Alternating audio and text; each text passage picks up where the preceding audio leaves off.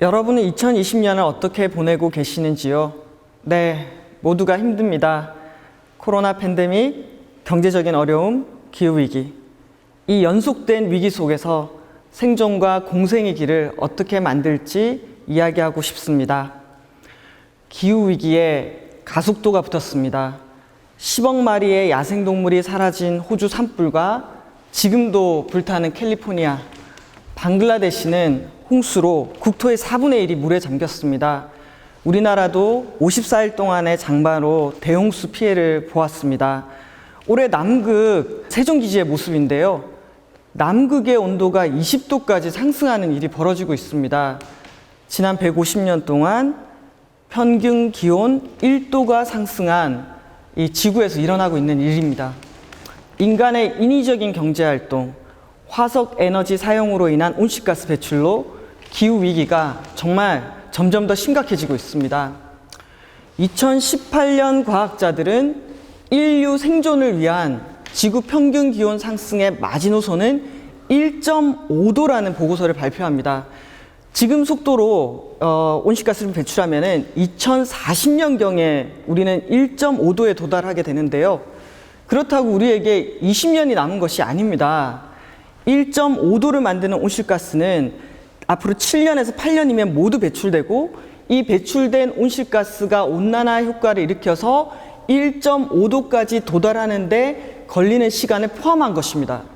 그래서 지금 우리에게 남은 시간은 길어야 8년입니다.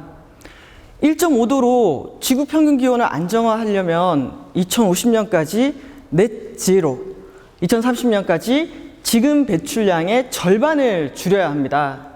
넷 제로는 배출량 순증 제로를 얘기하는데요. 대기 중에 추가적인 온실가스를 배출하지 않는 상태를 말합니다. 석유나 석탄, 가스와 같은 화석 에너지를 땅 속에 그대로 묻어두고 우리가 사용해서는 안 된다는 것을 의미하는 거죠. 정말 인류는 엄청난 숙제에 직면하고 있습니다. 1.5도 목표 달성과 또 우리 모두의 생존을 위해서 미국의 청년 기후 행동 단체 선라이즈 무브먼트는 그린 뉴딜을 외치고 있습니다. 이 청년들은 10년 내 미국 사회를 100% 재생 가능 에너지로 전환하면서 모두에게 생활 임금 일자리를 보장하고, 이렇게 전환하는 과정에서 배제되는 노동자와 지역이 없도록 정의롭게 전환하는 것이 그린 뉴딜이라고 얘기합니다.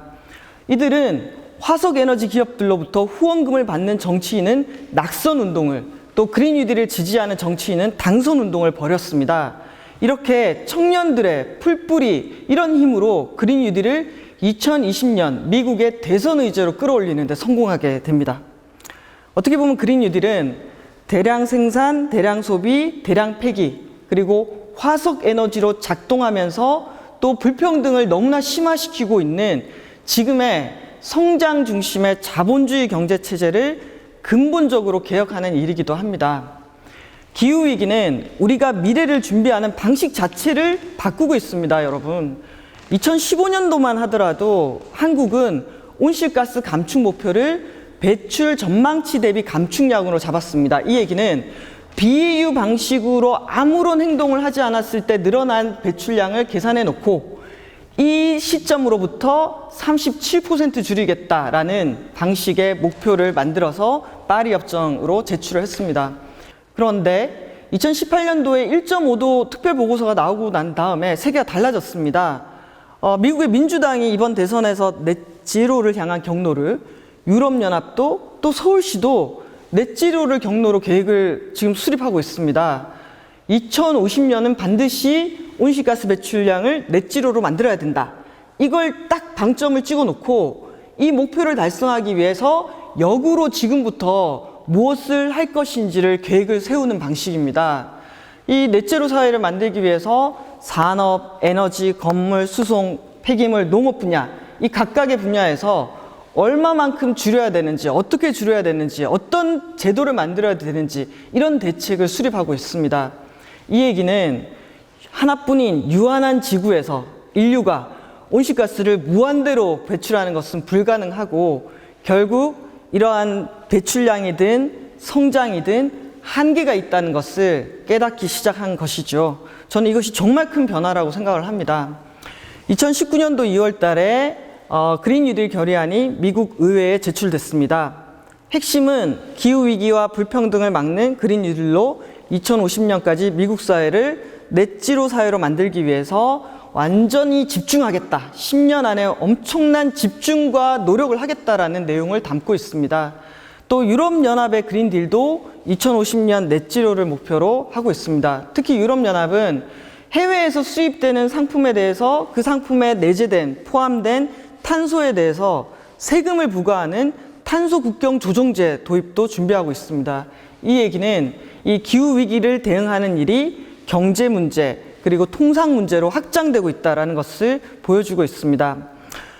특히 미국과 유럽연합은 이렇게 탈탄소 사회로 전환하는 과정에서 석탄 발전 노동자라든지 또는 그 기반한 지역 공동체라든지 이런 사람들도 배제하지 않고 함께 가겠다는 정의로운 전환을 표방하고 있는데요. 우리나라도 7월 달에 그린 뉴딜을 발표했고 경제사회 녹색 전환 그리고 넷제로 사회 이렇게 만들겠다고 발표를 했지만 아직 목표 시점은 제시하지 않은 상태입니다. 우리 정부의 발표안을 보면 이 그린 뉴딜은 그린 리모델링, 에너지, 모빌리티로 구성되어 있습니다. 임대주택 그린 리모델링 22만 호, 태양광 풍력 발전 42기가와트, 전기차 113만 대, 그리고 이 스마트 그린 도시 25개를 만드는 것이 아주 상징적인 목표입니다. 이렇게 정부가 그린 뉴딜을 통해서 기후위기 대응에 나선 것, 이 자체로는 다행스러운 일이지만 현재 그린 뉴딜 정책으로는 기후위기 대책 턱없이 부족합니다. 전기차 113만 대 보급한다고 했지만 우리나라에 현재 등록된 차량 대수만 2,300만 대입니다. 교통과 물류 전반을 어떻게 탈탄소화할 것인가라는 종합적인 접근이 필요합니다. 신규 석탄발전소 7개를 건설하고 있고 또 해외 석탄발전소를 계속 투자하고 있습니다. 신공항 건설과 같은 각종 토건 사업도 계속되고 있습니다. 지금 상황은 이것은 마치 수도꼭지 물은 틀어놓고 그린 뉴딜로 물 한 바가지 정도 퍼낸 것에 지나지 않습니다. 우리가 탈탄소 사회로 간다고 했을 때 일자리를 당연히 잃게 되거나 또는 타격을 받게 되는 지역에 대한 대책도 빠져 있습니다. 그린 뉴딜의 탈탄소 사회를 어떻게 만들 것인가에 대한 비전을 담아서 다시 만들어야 합니다. 코로나와 기후위기 시대, 우리에게 뭐가 필요할까요? 우리에게 정말 필요한 것은 공공의료, 폭염과 한파를 견디는 안전한 집, 편리한 공공교통과 안전한 자전거 도로, 또 폐기물을 만들지 않는 자원순환, 집 근처에 언제든지 찾아갈 수 있는 공원이 우리에게 필요합니다. 또 이상기후에 대비해서 인프라를 개선하고 전환 교육과 문화를 익히고 강과 숲을 바꾸고 생물 다양성을 보호하면서 노약자와 장애인들도 재난에 안전할 수 있도록 대비해야 합니다. 새만금 공항 건설에 7,800억을 쓸 것이 아니라 방금 제가 말씀드린 지역사회 안전망을 구축하고 이 그린 뉴딜을 하는 일에 예산을 써야 합니다. 멈출 것은 확실히 멈추고 가야 할 길은 빠르게 가야 합니다.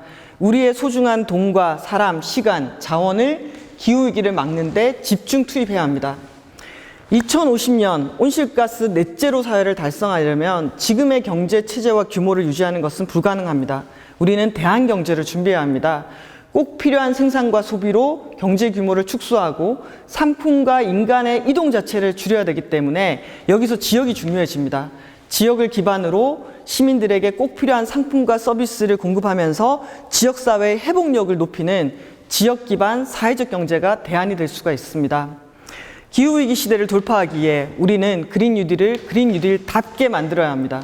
2050년 넷제로를 위한 경로와 계획을 수립하고 빠르게 행동에 옮겨야 합니다.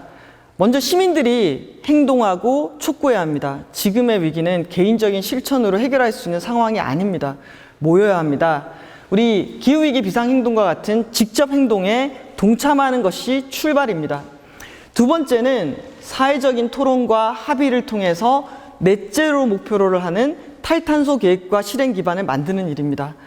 마지막으로 전환 정치의 세력화가 필요합니다.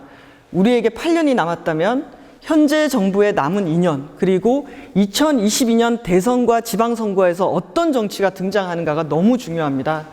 기후위기와 불평등을 막을 그린 뉴딜을 뼛속 깊이 인식하고 거침없이 실행에 옮길 정치를 만들어야 하지 않을까요?